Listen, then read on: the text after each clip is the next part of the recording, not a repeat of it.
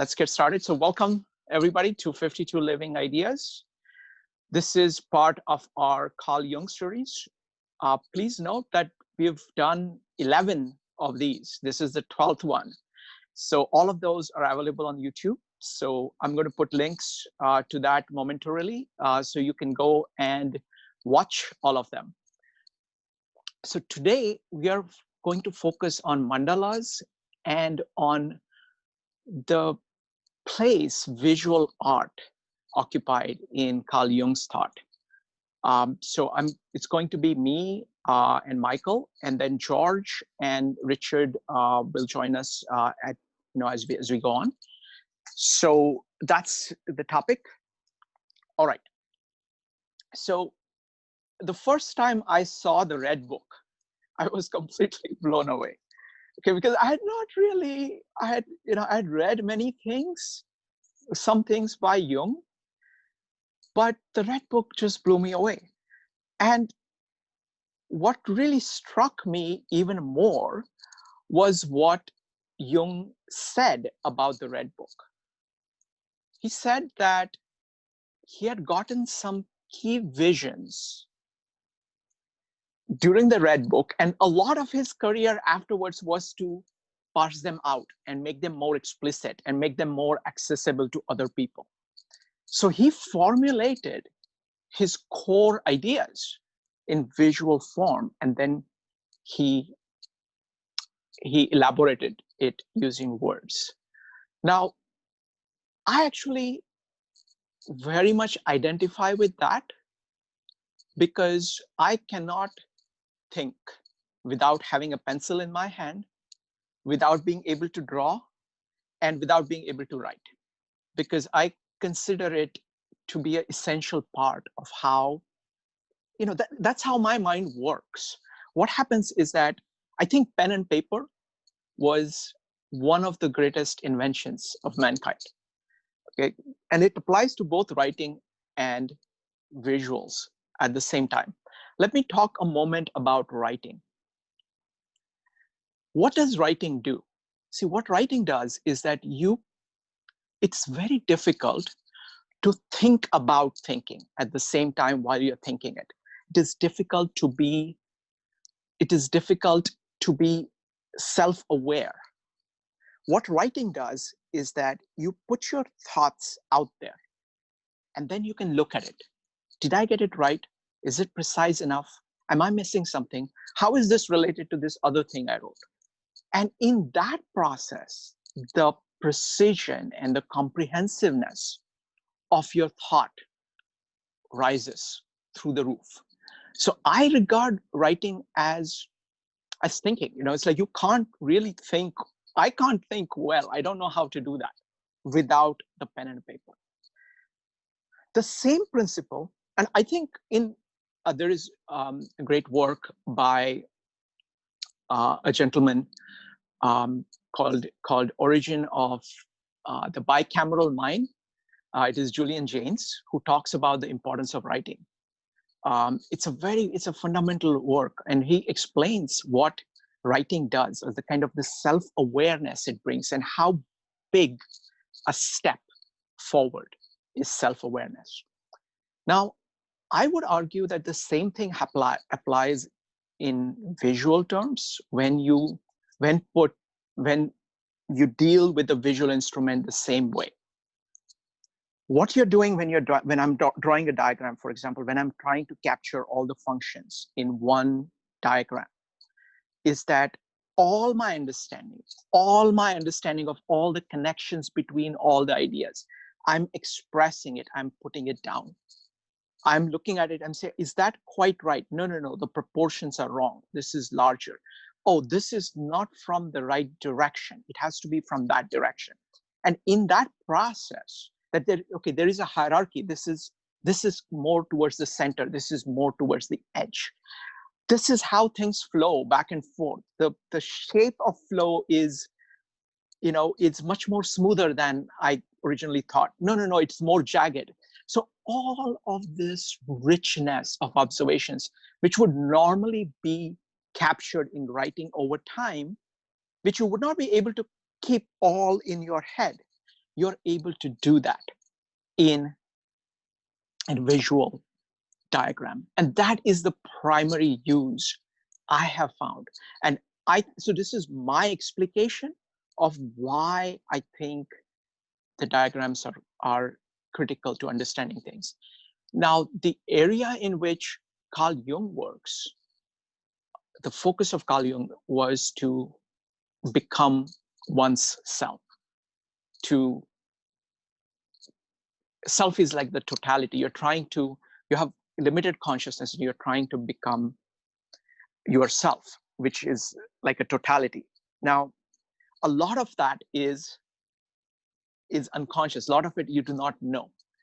And his diagrams was a way of exploring it at different stages. His different mandalas managed to capture some aspects of it that he was focused on.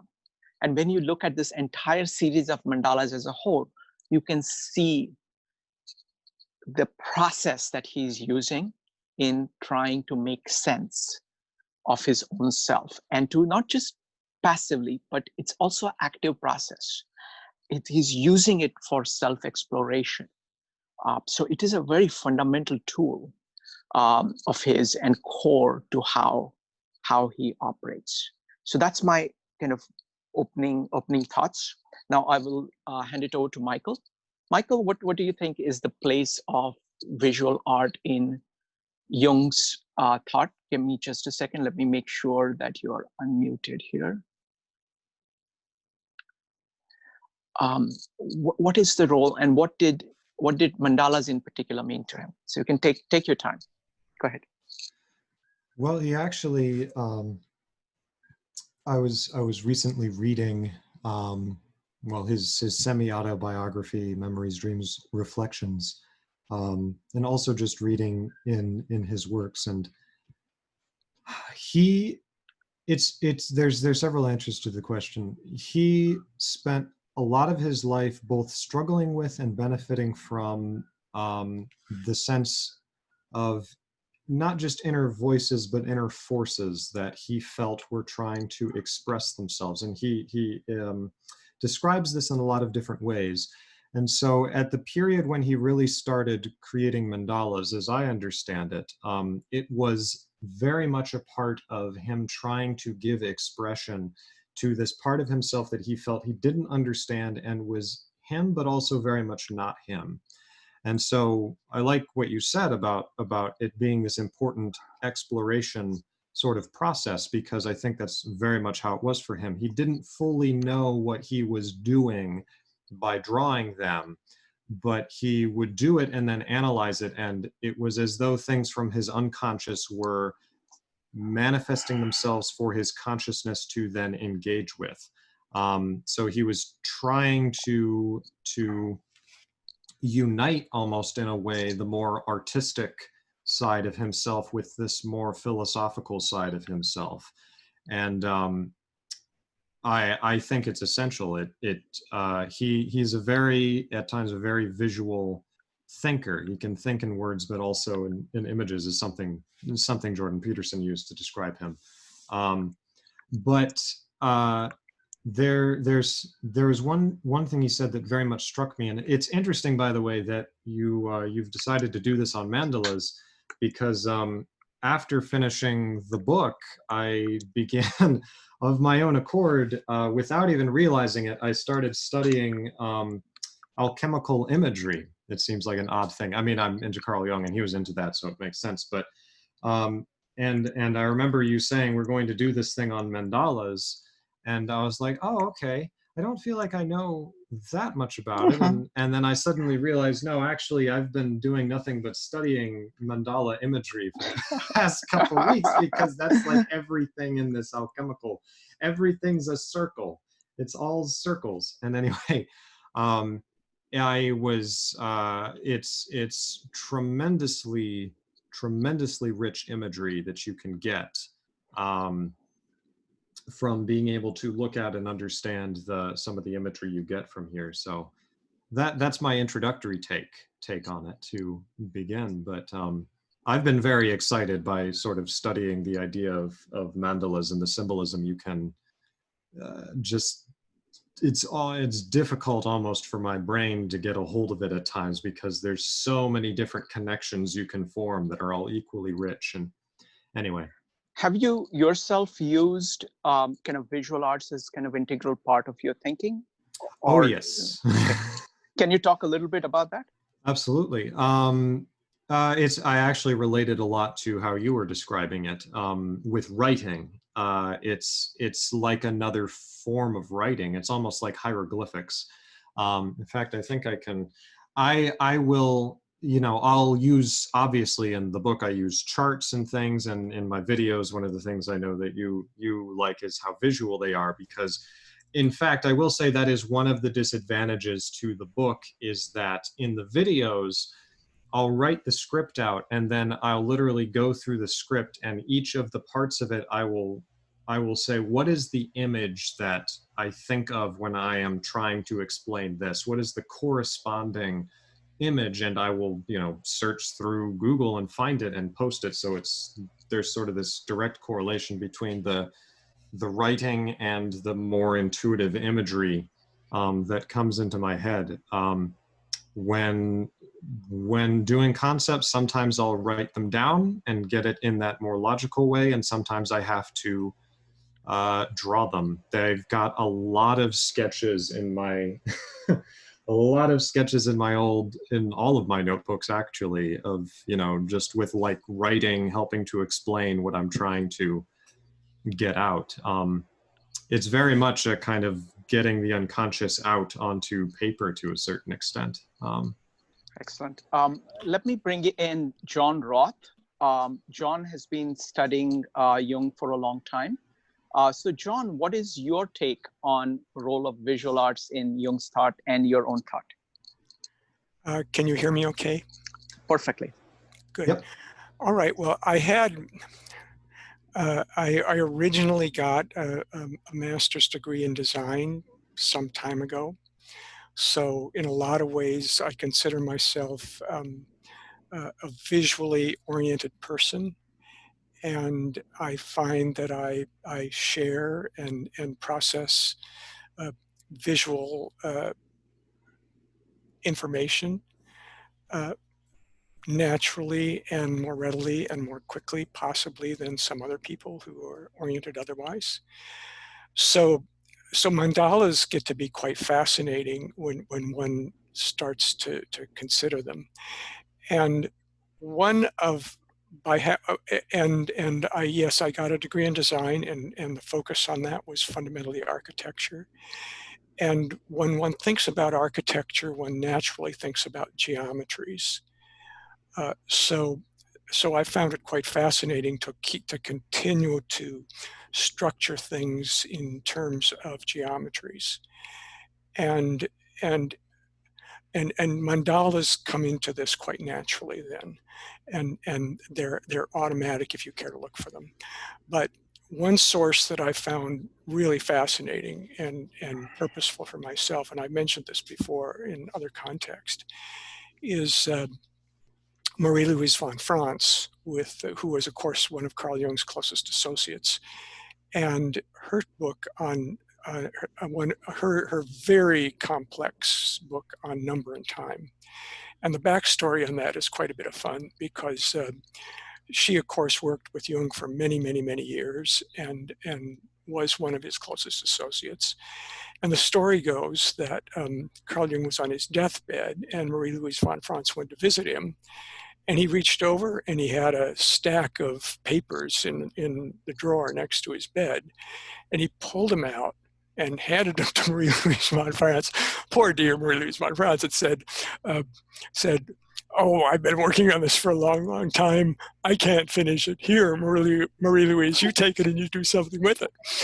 So poor Marie-Louise von Franz had this pushed on her, and quite clearly, she didn't know what to do with it. So she stirred it around for the better part of 10 years. And then finally she published what she could in her book Number and Time, that I believe came out of 1975, 1976, 1978, something like that. So here's Marie-Louise von Franz with Number and Time. And in the book, she outright says, sorry, folks, this is what happened, and I'm doing the best I can, and this is what I came up with. So she apologizes on the onset for what she's done. And then she goes into some very complex, very difficult, very challenging discussion from a number of different angles. But when you come to mandalas, there are just a few number of geometric sketches and diagrams in the book. And she doesn't say this outright, but I suspect she got the diagrams directly from Carl Jung. She doesn't state this outright, and we don't know that. She may have just come up with these because they were out of her own collection. But what's quite interesting is I found that you can take this just very black and white, pure black and white, very simple geometric diagrams, that you can take these and look at them and with not only the diagrams, but with some hints, not necessarily conclusions, but hints that come from Marie-Louise von Franz's discussion, that you can take these into very interesting territory.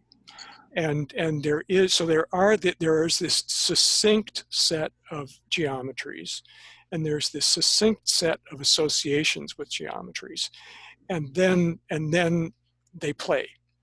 Now, I've been playing with these for quite a few years, and I've been having a whole lot of fun with it, and you may or may not want to follow me where I go in some of this territory. But here's a fun one. Is I live in California, and as it happens, I have been going to Las Vegas fairly frequently for big conferences. So I've gotten to know Las Vegas fairly well. And if you've ever been to Las Vegas and you know the Strip, it's quite interesting. So what I've actually done, and I could do a whole spin on this, but I'm deliberately being provocative here, and I'm deliberately taking you into danger zone with this topic, is that you can look at the aerial photographs of the buildings, the big casinos in Las Vegas. And number one, there's a sequence implied because they're date focused. So you look at Luxor, and it implies something having to do with a sequence. And then you look at Caesar's Palace, and so on, but or Excalibur, and they all have a kind of a time sequence in history. And you look at the aerial photos of these, and their geometrics and their diagrams, and guess what? They match Marie-Louise von Franz's pattern, and they match her associations. So this is quite fun, because clearly there was not a single designer or a single person who did a master plan of the Las Vegas Strip. But yet, here's this pattern, here's this design. So either this is a complete fantasy and I'm deceiving myself because I just love having fun with this, or you have something that has to do with an outright demonstration of some kind of larger than conventional intelligence that just is present here. So anyway, I've taken you into crazy zone and wild territory, and you may or may not want to follow me here, but I'm enjoying being provocative with this. So please take this as nothing more than a little provocative fantasy. Oh, Thank you. I'll follow you in there, I assure you. I wasn't aware. Oh, sorry, I didn't mean to cut you off. No, please go ahead. I'm very excited about hearing about this. I had not heard of this book, Number and Time. I just looked it up. I'll have to take a look at it. It sounds something very much up my way of thinking about some of these things because of the geometry and almost the Platonic geometry going on and linking it up with intuition. That's fascinating about the Las Vegas Strip. My argument would be in your defense that it's, I know what you mean by it being crazy and dangerous, and I think that's true. I would also say, though, in its defense, that there's the subtitle of the book, at least according to this, is Reflections Leading Toward a Unification of Depth Psychology and Physics.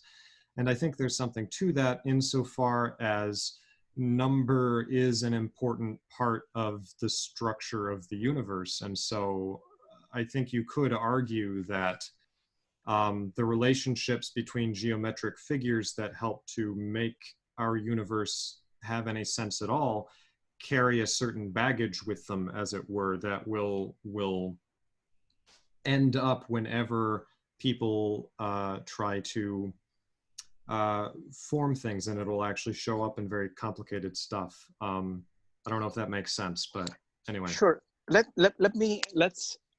want to broaden. I think this is just great conversation. So what I want to do is I want to look at kind of the nature of mandalas themselves, different elements of it, and what is it that it is trying to capture. Because I think it's kind of like, I definitely think along the lines in which John is thinking, where you see kind of patterns in life. You see patterns in living things, and you see patterns in cities, and you see patterns in visual art, and you see there is like a correspondence between them. And then you see what is it that is making the pattern the same. There is some sameness in the pattern. And the reason for that is that there is something that is common to all these various things. This is kind of the thinking, this is along the lines of Carl Jung's thinking about different mythologies and saying, okay, these are the things that occur across mythologies in all these cultures which have developed separately. So what is it pointing to about nature of human beings that the same patterns are occurring? And so I think this is, so I want to explore it in greater detail. So let's start with mandalas. One of the crucial element of mandalas is the circle, something that is capturing the whole. So that there are two elements that I see, and we can kind of talk more about it. So there is the concept of a circle, that this is the whole. Then there is a concept of the center versus periphery, and the kind of action between them. And there is usually the theme of the four. There is a square or kind of elements which are different, and they are kind of interacting with one another. So at a very kind of simple level, these are the three things that I see. So I just want to open it up for both John and Michael about kind of the structure of, kind of basic elements of the mandala, and what is it that they are reflecting. I can jump in here with some of my own thoughts about mandalas, and notice the same things that you have of the idea of and like I've said before, I think some of this is just it's natural. There is similarities between everything, and it can all be referred back to what Jung would call the archetypes, what Plato might call the forms, and they tried to represent it mainly using geometry and math and things like this. But anyway, in terms of what, say, the mandala means, you have the center, which is one way of interpreting it anyways. You have the center, which is the conscious ego, or is the you, and then there's a circle around it, which represents the whole of existence. The reason it's a circle is because every point of the circle is an equal distance from the center. And so it's a very natural way to represent the universe in reference to you and you alone. So Jung actually mentions in one of the books the idea of the magic circle, and the idea that people would draw a circle around themselves to protect themselves, and they would draw runes in the circle and so on. And there's this notion that he was drawing on of using the mandala as a way of orienting yourself in the universe by showing, I am the center, and let me show where the universe as I know it now lays out around me, and dividing it into 4 quadrants, or perhaps into more quadrants. It's fascinating in the Alchemy and Mysticism book that I've been going through these images and seeing the different ways that they approach it, how they'll put the signs of the zodiac and they'll relate it to the the turning of the stars around the Earth, and that's a part of why there was such an interest in the geocentric version of the universe, because it seemed to reflect the mandala in a sense. It put human beings at the center of this turning circle and of the fate of the world as it relates to the individual. And so I find that absolutely fascinating, and I do enjoy the idea of it serving as an orientation. Excuse me. Actually, as for those of you who don't know, I'm a member of the Church of Jesus Christ of Latter-day Saints. It's the Mormons, if you need the side thing. But we have temples, and one of the things I've realized is how symbolic many elements of the temple's construction are. So the notion of having a building that is built and placed in a way that has symbolic geometric significance, that is meant to show you where your place is in sort of this metaphysical universe, that's very familiar to me. And so I kind of picked up on some of these elements of the mandala very quickly. That's my long little spiel. John, what do you think about the circle and the square and the center in the mandala?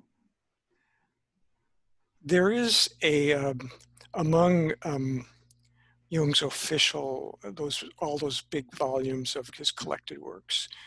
I don't remember which one, but one of those volumes has a series of color plates, and the color plates have a series of mandalas with the explanation that these unfolded in the course of analysis by one singular patient who prepared these.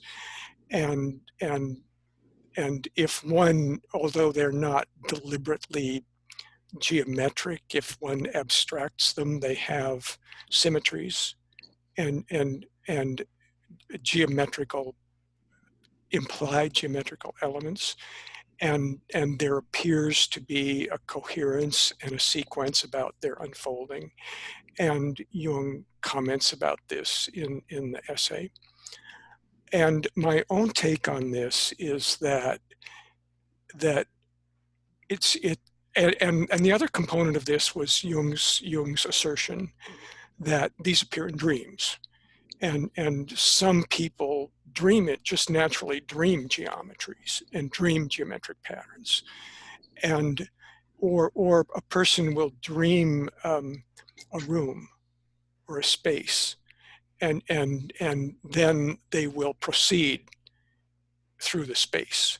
And even though it isn't presented as a flat image right smack in front of you, that there is a structure or an organization or a pattern implied. And then the question is, and then how do these potentials play? And my simplistic and possibly heretical way of thinking about this for myself is that all of these phenomenon have to do with implicit, ingrained impulses in the mind, the brain, and consciousness that are just present. And and as Jung has pointed out, and as John Beebe points out, and practitioners of type psychology, people tend to have a basic inclination to favor one particular way of processing information through their mind and their consciousness. But there also is an unfolding that is potential if one undertakes it, that opens all of these up. And there isn't necessarily, even though there may be an implied sequence in some respects, in another respect, it doesn't matter where you start. All that matters is that you find your way, and that at the end of the game, you're doing something that is larger and more inclusive and more holistic than where you started. And so from my point of view, these geometries and these geometrical presentments come at you naturally as a kind of a marker, or kind of benchmarks or landmarks, or there's probably a better term, but it's escaping me at the moment, of where you are along the path.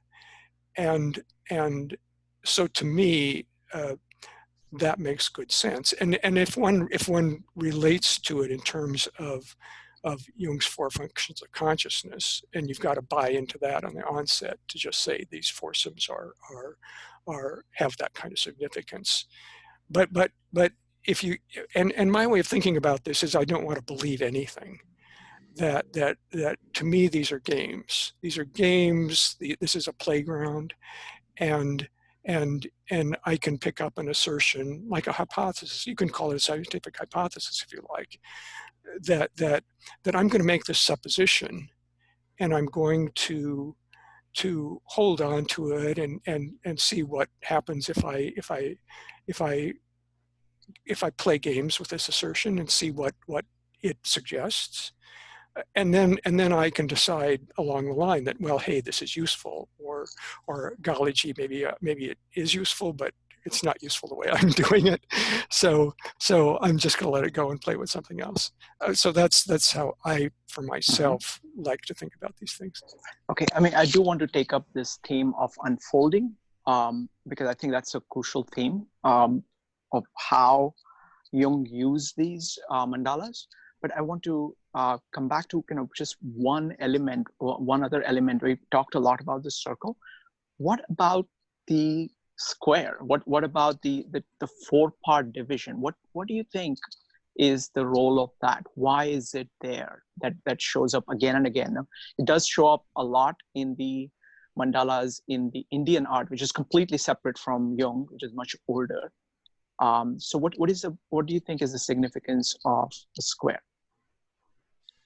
Well, I'll take my turn here. I've thought a bit about that, and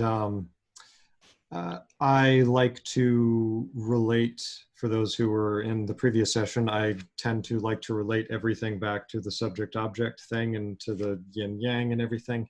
And I would actually relate the square to what I would call the feminine, or the form, and the circle to the notion of the content. And so you would have, there's something really beautiful to me about the idea that you have the square sort of demarcating the content, which is this more holistic thing going on. So you have, you could then say that the square, excuse me, it represents this interplay between the masculine and feminine, which is what allows the universe to continue and to exist when those two are in balance and are combined with each other.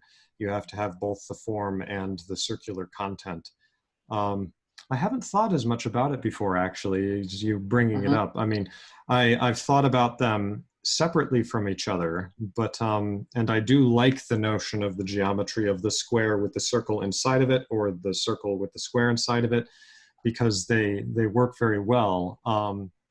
And I think you can find a lot of interesting imagery about the archetypal, what I refer to as the archetypal masculine and feminine that way.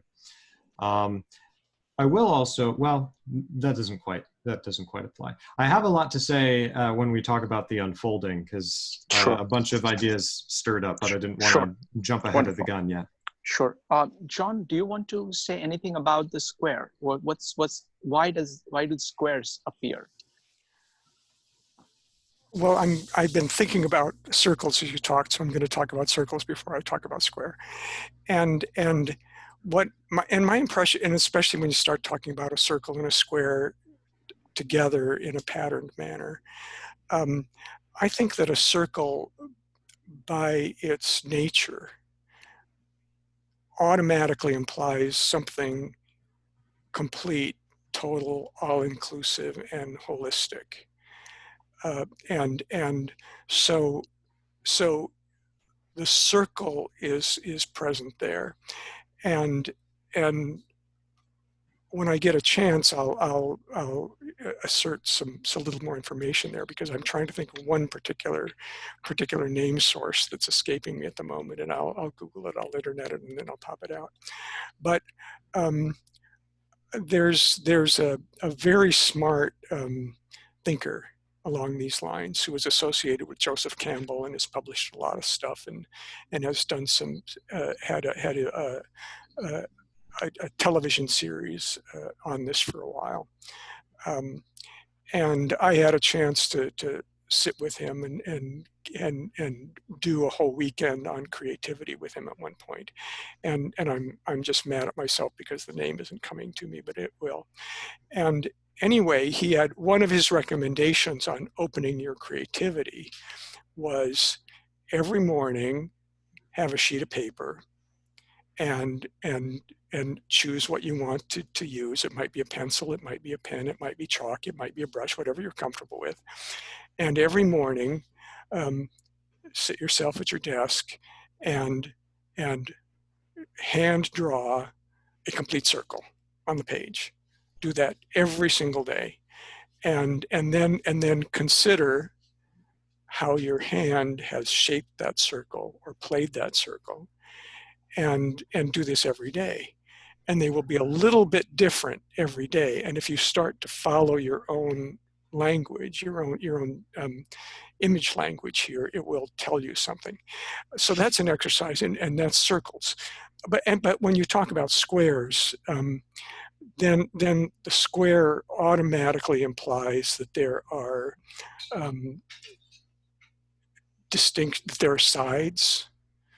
There are sides, and there are turning points, and there are corners, and so that implies something that's a little bit more particular about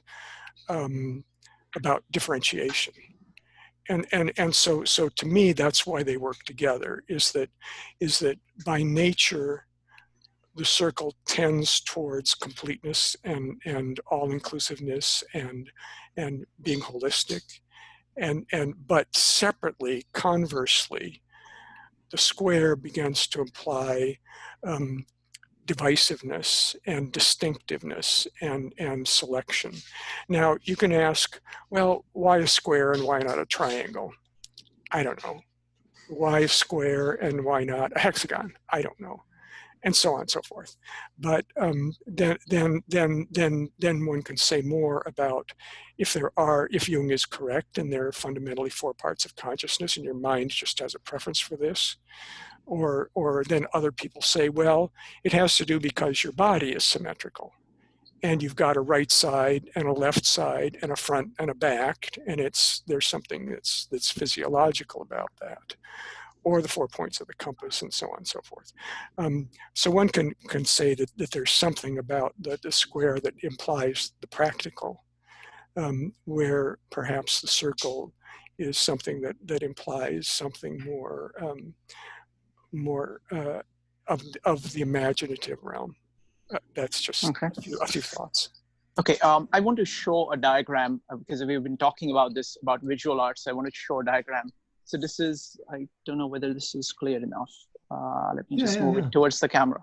Okay, so this is my diagram of, trying to figure out INFJs while I was reading Michael's book. So the red circle is basically kind of unconscious. We're trying to capture the whole, which is at the outside. The center that I see is more, I think of square as kind of whatever the consciousness has grasped, because it grasps it in parts. So there's the 4 parts that are grasped. Then the idea of that, the functions are kind of used, like for example, NI, is that you're starting from your own consciousness. You're going out to the world and bringing the visions back to make the center, your consciousness richer. And then you have the auxiliary function. But this is an example because this is a way for me to actually capture. And the red cycles are the, like for NI, it is the NE, the processes that start from the object that come to you. And these are going, and so it kind of, what it does for me, I mean, this is just, a quick capturing. And I keep working on these things to kind of make it better and better. But what it does for me is that it keeps in mind for me all the functions that are there, and I can play around with the relative place of each of them and see how. So this is how, you know, I use, and I see the square, just like Michael said. I see square as more kind of consciously grasped parts that you know, and then circle as the whole, much of which you don't know, and you're going kind of flowing between that. So that's my take on the circle and the square. So now let's continue on the interesting point that John brought up. And Michael, you wanted to say about the process of unfolding and process of exploration, because that's like the core thing that Jung is trying to do. You're trying to unfold. You're trying to become what yourself is. Go ahead. I was going to say that well, I'll show you the book I keep referencing. It's just a Taschen book, but it's this, Alchemy and Mysticism. It's the Hermetic Museum. It's got all of these, you know, it's got all these images like this in it. And so when I'm referencing it, that's just so you know what I'm talking about. But one of the first images in there is basically using the mandala, but making the mandala a labyrinth. And the fascinating thing about that is, so there's two ways you can go about it. You can say the mandala is a labyrinth, and at the center is the point of transformation, like either the temple, or there's the philosopher's stone or something there. And in these pictures, it was always the masculine and feminine elements, or whatever you wanted to say, enter into this labyrinth and have to navigate their way through to get to the center. And it's almost like, for the alchemists, this was representing the way that you take two elements and then they are put through this chemical process that might go through, you know, 2 or 3 stages as you enter different parts of the labyrinth. And so there's this notion of that's part of my notion of unfolding, is you have, as you move through the journey of your life, it is a lot like entering into a labyrinth. And what John had mentioned about how the notion that human beings have these impulses that they share in common, that you could say that you could talk about the human being almost as though they were a labyrinth, and that you pass through this labyrinth, which represents you slowly working out your own potential. Kind of like Aristotle with the seed. You have the forms in you, but you have to execute the effort in order to work your way through, almost like gates in a lock, or like with a key. You have to turn the key around until it hits all of the different parts of the lock, and it opens finally. The other way of looking at it is, the more traditional way with the mandala is not from the outside going in, but starting from the inside and working your way out. And you can do it as a labyrinth, but you can also do it in these old alchemical symbols. They would relate it to the solar system, and to the idea that you have the earth in the center, and then you have these different rings around it. And then they would relate it to Jacob's ladder, where it's this progression, where you move from one rung to the next as you try to approach God, who's in the Empyrean. It's Dante, right? So, and when you do that, you see that if you say start out with your mandala being just on the stage of the earth, it's very close to you, it will look different from a mandala of someone who is has progressed to a different point in the labyrinth or has moved up higher. So the mandala will continually change, almost in the same way that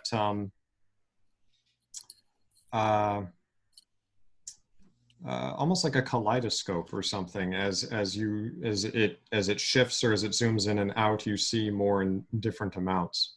I don't want to go on too long, but I do have one other thought that might be of use. When you were talking about the square versus the circle, in the first appendix of my book, I don't know if you have gotten to this, I do an interesting divergence where I talk about Ezekiel's chariot. And Ezekiel's chariot from the Old Testament is fascinating to me because it's when you really get into it, it's a highly geometric vision. And it's the thing I wanted to mention was there's this point where it talks about these wheels, but it's a wheel within a wheel. And when you suddenly, I realized that it's talking about essentially a kind of gyroscope. So it's two circles, but when you look at the circles from the top, it forms a cross. So the circles suddenly become a square, and you can turn them one way or the other, and you suddenly realize it's the same essential, and it's all a sphere. But anyway, that was just another side thing I thought was interesting and tickled my geometric mysticism, or whatever you want to call it. Excellent. John, any more thoughts on kind of the unfolding process and how mandalas help with that? Again, what I feel is that given the premise that this is an assertion of the unconscious mind, and that it implies a kind of a messaging or a kind of a guidance that you at the appropriate time you'll recognize that it's there, and whatever is a kind of an implied knowledge or understanding or message that is going to give you will make itself known. And I could carry on this quite at length, and I'll attempt to be very brief here. But I had a particular experience with a dear friend of mine who was an older woman, and she was a teacher of mine that I admired greatly. And I was traveling around the country. I was doing all these business projects, but I still had a lot of possessions that came from growing up and the family and so on. And Barbara said, "Oh, well, I've got this garage shed on the property and I'm not using it. Why don't you store your things here?" I didn't ask her, but she volunteered. Well, then, so things were there for a couple of years, and then time went on. And it turned out that she was getting on in years, and her husband had died, and she was starting to make decisions about what she was going to do with it to move on beyond the huge, beautiful property. And so she asked me to come and just clear my stuff out of the garage and move elsewhere. So it wasn't convenient because I was in the middle of business stuff, but we went and did that. And then we were talking, and she said, "Well, let's take a walk." Sunday afternoon, I'd finished my work. Let's take a walk. She had a huge, beautiful property, and that they had purchased early on when the city wasn't there, but the city grew up around them, but they still had this huge, beautiful property. And they had a huge lowlands, wetlands down from the house, and she'd purchased, and at one point they donated most of this to the county, but kept a portion of it. And now she was at the point of saying, "Well, we're going to donate the rest of it." So anyway, the story was, she said, "Let's take a walk." So we started walking around the periphery of the wetlands.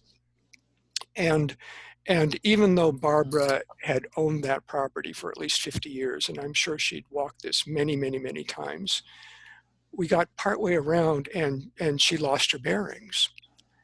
And, "Oh, I'm not sure, this is winding a little bit and I'm not sure where we are, maybe we should walk up the street and ask for help." So so you see, the story is we started a circle, and we started walking the circle just spontaneously as Barbara related some of her fascinating experiences and life stories along the journey. And well, so then we were a little bit lost. I thought we were okay, but Barbara was a little bit disoriented, and she was tired. She was 80 years old or more, so that's understandable. And she was very not the person to give up, not the person to quit by any means. She was going to push till she dropped. But we walked up to the street, and some nice neighbors said, "Oh, well, you can get back home, walk down this street and do it that way." So we started walking down the street, and then Barbara kind of realized where we were, and we wanted to cut through another property to get back on the pathway. Now here's where the play comes in, because then the conversation started talking, because as it had happened a week ago, a small plane had crashed in the yard. A small private plane had crashed in the yard of the street where we were walking, and that started a conversation. And it was quite, and so there's a whole story around that, the small plane that crashed, and Barbara having this conversation about the neighbor, because everybody in the neighborhood saw this when this little private plane crashed right there. But then we got back to the pathway and continued around and completed the whole circle journey. Now, then here's the point of this. I'm sorry, this is a rather long story, but here is the point we're coming to. Is a week or so later, I was back and I was looking on my internet, and of course at this point in time, you can go to Google Maps and you can see aerial visuals of everything. And so I looked at the aerial photos, images of Barbara's property on Google Maps. And right there, exactly above the garage where I had been keeping my property, there was the profile of a small airplane. So there was this cross and this implied foursquare of the body of the plane and the wings, that at that particular moment in time, whenever it was, that Google satellite took that map image. It clearly was not spontaneous, it was not in real time. But at the point when that photo was taken that was present in Google Maps, there was this X marks the spot exactly above Barbara's garage, where my property was, where my possessions had been kept. So then you can take this into wild territory here, and you can say, well, you're talking about synchronicity, you're talking about really interesting stuff here, and you can speculate on this as much as you prove. And I don't mean to say this to take a long story, to make this into a long story, and I apologize, because I could expand this, a lot. But the point is that if you look for these and you've conditioned yourself so that you want to entertain them, they will be present. And that's my suggestion. Okay. Let's, at this point, we are about almost an hour in. So I want to go ahead and take some questions from the audience. The first question is from Jean. Jean, give me just a second. Let me go ahead and unmute you. Go ahead, Jean. Folks, you can go ahead and line up for questions by either typing the questions or typing exclamation mark or raising your hand in Zoom. Go ahead, Jean.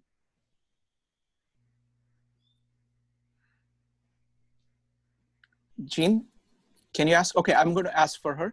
I'm conscious of a great deal of anger coming up. How can I use a mandala to help with integrating this and my psychological development overall? Does anybody want to take that?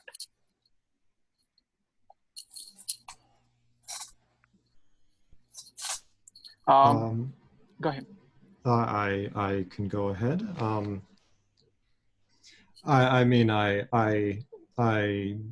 It's not as though anything magical is going to happen here. I don't want to give that impression. I could certainly see that you could use the mandala as a kind of art therapy, by which I mean I'm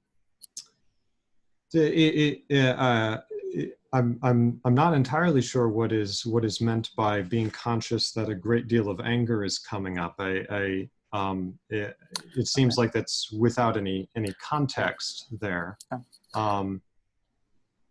Okay, it's difficult. I mean, she's not unmuted. It's a question about personal things, so I'm just going to let it go. I'll take the next question. Next question is from Ellen. Ellen, go ahead and go ahead. Sure. Can you guys hear me? Yes, Sure. go ahead. I don't really know what Jean's mentioning, but I mean, obviously, if you watch any TV at all, there's a lot of one group pitting itself against another. So I guess I was, this whole concept of either or, and even in myself, I find myself focusing more on differences and not on what's unifying, what's common between us, what's sort of the natural human, state, which hopefully is seeking your soul or something like that. At least that's what I want to do. And so is there any work I can do with mandalas to focus more on that sort of the commonality? If that made any sense at all. I think so. Like I said before, it's not as though it's a magic spell or anything, but I think there is benefit to, it can be another way to, and this might sound kind of basic, but when I've tried to work out ideas in my head or the tension of opposites between two ideas, I'll write it out or I'll talk to myself. I have to articulate it. I can't just let it boil in my brain. And I've actually more recently begun trying to draw it out. To draw it out in a mandala, I think the benefit of that is because of the universality of the concept that it's a circle. To be honest though, I don't know if I'm sorry, I don't know if I can offer much more than that. I've never used a mandala in that kind of way. I found it an object for intellectual contemplation and learning, but yeah, sorry. Sure. Well, let me take that. I think the way in which I have used it. So, for example, let's take Jung's functions, right? So, having a mandala with a diagram with all the functions active, where you can look at them, regardless of whether those are the functions that you're most consciously focused on, that you're strong on, or where you're weak on, reminds you of everything that is there within you and in people around you in the world. So it's like it's a way of using visuals to remind yourself of the whole and never letting go of the whole. And so I use it mostly as a cognitive device of saying, okay, I'm kind of focused here. I know that I don't focus much over here. So I won't focus much on sensory things, for example. I'm weak at. So I'm aware of that. So I use it as a way of being aware of my weaknesses, aware of where my attention is not there. And that's the only thing. I beyond that, I wouldn't say anything. Now, Jean has, let me go ahead and Jean is going to ask the question. Give me just a second. Jean, I've just unmuted you. Can you go ahead and ask your question? Yes, thank you. So, I was actually just on a call where I was doing this visualization, this meditation, and I became in touch with a lot of anger. Like I wanted to get off the call. I just was feeling a lot of resistance to sitting there and staying there. And I just had all this anger coming up. And I have dealt with a lot of anger in my life. I kind of was the scapegoat in my family, and I feel all that. So I'm wondering, how can a mandala help me perhaps become more conscious of what is underneath this, how to integrate it, be still with it? It seems like it's talking about the whole and holisticness and or holism, being willing to just embrace it all. Is there a way that we can use mandalas to integrate our shadow and become more integrated? Okay, I just want to make a disclaimer. All of this is pure informational. This is whatever anybody says here is simply for educational and information purposes. Okay, so with that, if anybody wants to add anything. Yeah, I might at least say something that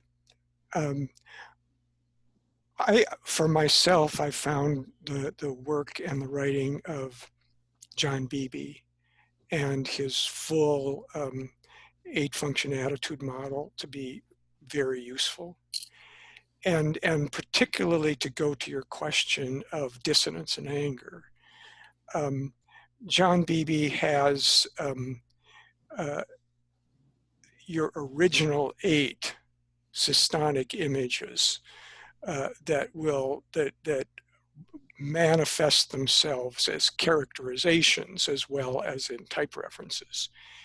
And so you will have your hero and your parent and your anima animus and your wonder child. And those tend to be the outright manifestations. But those for the most part tend to be more or less friendly rather than antagonistic. But then you have the dissonant functions and the dissonant presences. And those, and there's a lot of literature about this in psychology, even apart from John Beebe's personal references, but his are a great, have been very useful to me. So there's this trickster function, and there's this demon function, and there's this opposing personality function and witch function. And those are the deep dark shadow. And if you, what I have found in my own experience is if you've got some kind of a challenge coming at you, and you find that you can reference it against this model, then it does a lot to explain to you, number one, why it's there. And it also gives you a way of understanding the best way to try to avoid it or to try to work with it somehow. Okay, next question is from Leela. Now this question is about therapy session, and none of us are in the panel are do that. So I'm just going to ask it in a general way. How do you help somebody use a mandala if they consider it to be childish and infantile? Well, I can say just in general, and I know I can see the question. I know it is asked in the context of psychotherapy, which I am not trained as, but I can say in a general way that one of the things you have to do when I've been in what you could say psychotherapy quite a lot for my own reasons. And one of the things you have to do is you have to be willing and open to what the therapist suggests and to have a more childlike attitude towards things. But anyway, you already know that, I assume. So in terms of engaging someone, I think it depends on the person, and it depends on their reasons for not wanting to do it. You don't even necessarily have to start with a mandala.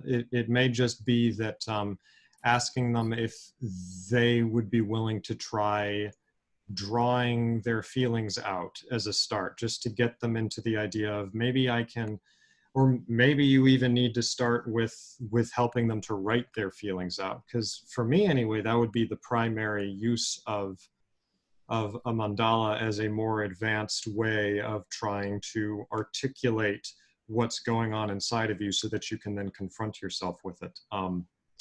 I don't know if that helps at all. I feel like I'm a bit of an outsider there, but Okay, John, would you like to add anything?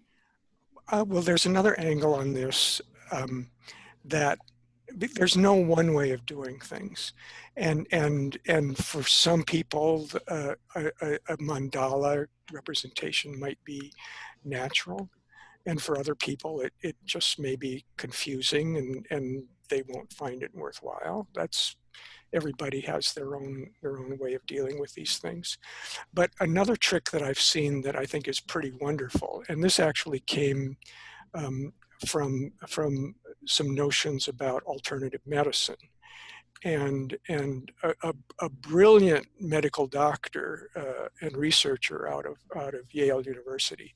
I don't think he's working so directly right now, but Bernard Siegel, and there are books about Bernard Siegel. But I've been in sessions with Bernie Siegel where he has patients give them the big sheet of paper, give them the colored pencils or the colored markers, and give everybody 10 or 15 minutes to do a self-portrait. And Bernie Siegel was so skilled at this that he could go and look at people's drawn self-portraits, and he could do a medical diagnosis of that person's health condition, physical health condition, medical diagnosis, based on looking at their self-portrait. And this would turn out, if one did the testing, this would turn out to be medically correct. So one doesn't need to think about mandalas if that's not the comfortable, natural way to do it. And they're, depending on what you think, how this, that you think this will be beneficial, then there are other ways of going about this. Okay, next question is from Joe. Joe, go ahead. Oh, sorry, I have to unmute you. Sorry about that. Go ahead, Joe. Thank you guys for presenting today. I have just, it's kind of an odd question, but I was in thinking about this principle a lot, and the idea that form follows function. But in the case of Mandala's, does the function start to follow the form? And, you know, in the sense that if we're thinking about it in a design sense, and where these images are now becoming like how we start to see our own reality. Does that make sense? Yeah, I mean, I'm a very big fan of form, form follows function. And the whole purpose here is, like, anybody who's kind of using this properly, mandala is only a temporary thing that you have created. Like the diagram that I created, that's a temporary thing that I've created. I'm continuously conscious of the functions that I'm trying to achieve with it. And I'm relentlessly modifying the mandala for that purpose. While I've created it, it's useful because it tries to capture the whole as best as I could, and all the relationships I needed to focus on at that time as best as it could. But I'm always conscious of the limitations of any work of art, because reality is much more grander, much more powerful of that. And anytime you lose track of that, and when you start creating, when you start thinking of the form as the thing, you've just lost the function. So I think you hurt yourself terribly when you do that. Does anybody else want to add anything? Well, again, I can have fun with this. And one game that I thought would be a tremendous amount of fun, although I don't have resources, and Lord knows I don't have time to do this. I mentioned the notion that that there's something going on with the mandala forms of the Las Vegas casinos. So one thing I think would be fascinating would be to interview people at random in Las Vegas, and just go to people random in the street and ask them which casino they preferred and why. And I wonder if you did a lot of this and you compiled a lot of interviews and a lot of information, that you'd find patterns here. And to the extent that a person's choice, if you prefer to go to Luxor rather than Caesar's Palace or wherever, that if you preferred to be present in one of these geometries rather than another, then does that say something about that's a little larger than what you might suspect? So then the big question there is if these geometries are also present as forms. Do they impose a necessity, or do they impose a tendency on you? That's curious. Yeah, I mean, the way I would do is that I would look at people who actually use this a lot. So for example, not mandalas itself, I mean, because mandalas is a kind of visual representation. So if you look at, for example, work of Leonardo Da Vinci, I mean, he is prolific in creations of, visual things where his notebooks are full of these visual diagrams and text right next to it. These visual diagrams are capturing something, and the text is about part of what it is capturing. And you can see the kind of the fluency of it. So it's a process, and you kind of have to use it like that. If kind of, you can always make the mistake of kind of taking that as the given. And once that is done, I think the living use of it starts to deteriorate very, very quickly. So now what we're going to do is that we're going to go to breakout rooms for 30 minutes. We will discuss this topic, and then we'll come back into the main room after 30 minutes to talk about our takeaways. All right, welcome back, everybody. Now we're going to go and talk about our takeaways. So I'll just go in order. So it's going to be Noel, Nari, and Katerina first. So let me go ahead. We're just talking very briefly about what we got from this meetup and our breakout room conversation. So first one up is Noel. Noel, go ahead. I was still forming thoughts around it. I'm just intrigued, as I was saying at the start of our breakout, of the intersection of art, the conscious and unconscious, the psychology, and the spiritual aspect of all of that, just what the intersection. So it's something I'm going to do a little bit more exploring about. So I don't really have a question, as a curiosity as I move forward. Sure. Next one up is Nari. What were your takeaways from the meetup? Mine was that I think we all have different reasons why we do art and what we get from it, and that it's always interesting to learn and hear other people's perspectives on like what art means to them. Next one up is Katerina, and after Katerina is going to be James and Tugrul. Actually, I learned a lot.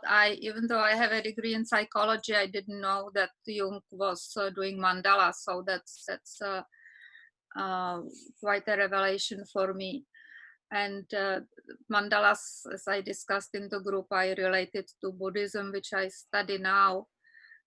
So it's a very nice connection. I also mentioned that I never thought about putting together the squares and circles somehow to contemplate on those geometric forms. Usually I contemplate on much more like, the Buddhist imagery of Buddha, or the lotus flower, or the sun and the moon. So this is much more simpler. So maybe that. And actually I wanted to mention the last thing, that the physician who used the self-portraits as a diagnostic tool, that's fascinating. Mm-hmm. So I think I'm going to start doing self-portraits and geometric mandala and see what's going to happen with that. Wonderful. Wonderful. Thank you, Katerina. Next one up is James. So it's going to be James and then Tugrul. James, go ahead. Yeah, someone asked in our group how you would use mandalas, and like the last speaker just mentioned art, or could you use mandalas like in astrology or in the I Ching? Are those ways that you can? They're like, for me, I think I Ching is like a therapy session when every time that I've used it. Absolutely. Yeah, let's not take questions. We're just getting the things. But absolutely, I Ching is one of them. Let me go to Tugrul. Go ahead. Tugrul, can you unmute yourself?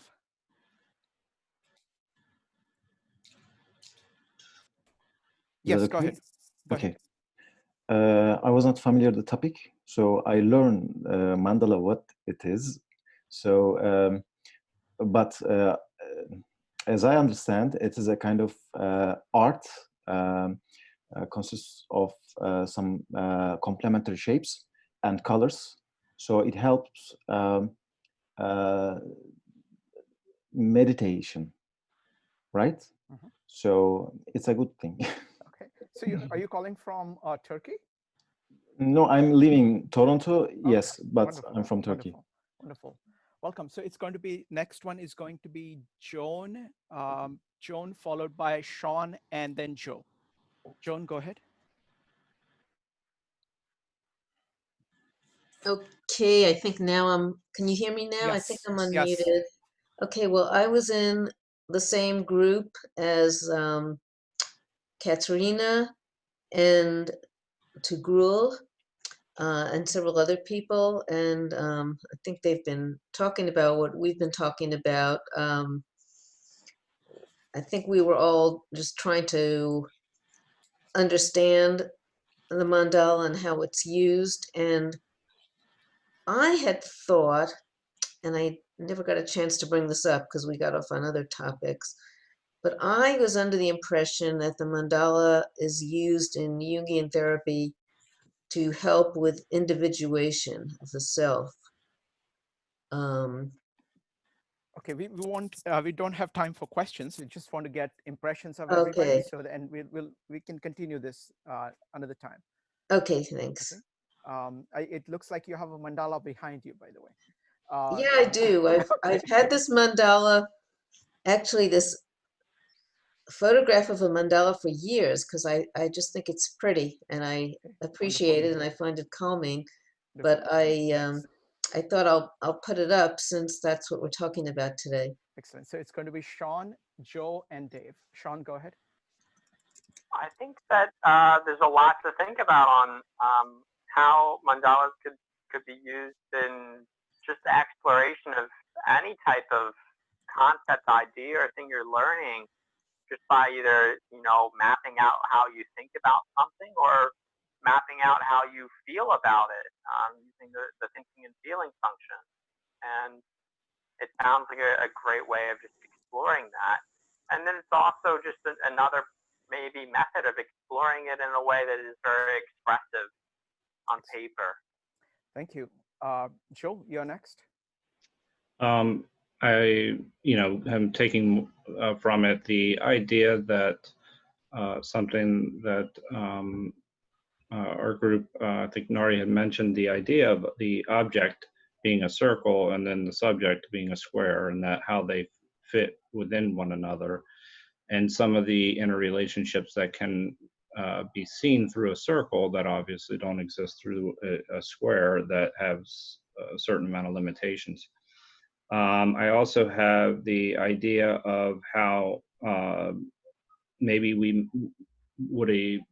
is it more likely to be a perfectionist through words or symbols? And that's an interesting exercise in and of itself, because that could be leading to a different and more healthy form of expression when coming up with ideas, and we even talked about writing in the sense of meditation, and then that we're also conditioned, something that John had said, that we're conditioned to look for patterns is also very interesting when you incorporate the idea of symbols into the conversation. So thank you. Thank you. So it's going to be Dave, Marco, followed by Ketsia. Dave, go ahead. Yes, we talked about the writing and the mandala and having personal doing artwork as a way to get in touch with the unconscious, which is important work. Of course, Jung is much more famous for the dream work, but it seemed like getting in touch with the subconscious is a very powerful work. Thank you. Thank you. Next one up is Marco. Marco, would you like to comment? Could I pass, please? Sure, of course. Ketsia, give me a second. Ketsia, go ahead. Okay, next one is Avere Owaka. Okay, next one is Ali Kariman. Okay, next one is Anna. So my takeaway was, I think, pretty basic, I would say. I've been trying to I've been trying to explore myself and I guess the outside world, and I think the mandala would be a good way for me to start, just kind of thinking about things and associating ideas and connecting ideas. Okay, thank you very much. Thank you very much, everybody, for coming. And thank you to our panelists, John and Michael. John, do you have any last few words? No, this was very fun because I think this is, in some respects, territory where no one is really an expert, and so it's a challenge for discovery and playfulness, which and so to me that's enormously helpful. In my small group, well, first of all, we had an enormous diversity of someone from Turkey, several people from the Czech Republic, someone from Taiwan. I mean, it was really quite amazing that we're not all stuck in New York, or we're not even all stuck in America. But there were a couple of people who were involved with Buddhism and wanted to speak specifically about a mandala in a Buddhist context, and that was pretty wonderful also. Wonderful. Michael? Just that it was truly a pleasure to be here with all of you, to hear your thoughts, and to be able to share my own insights. And it's always very gratifying to be able to do that. So thank you so much, everybody. Oh, thank you very much, Michael. Thank you very much, John. And thank you, everybody. We'll see you folks soon. Bye. Thanks again. Thank you.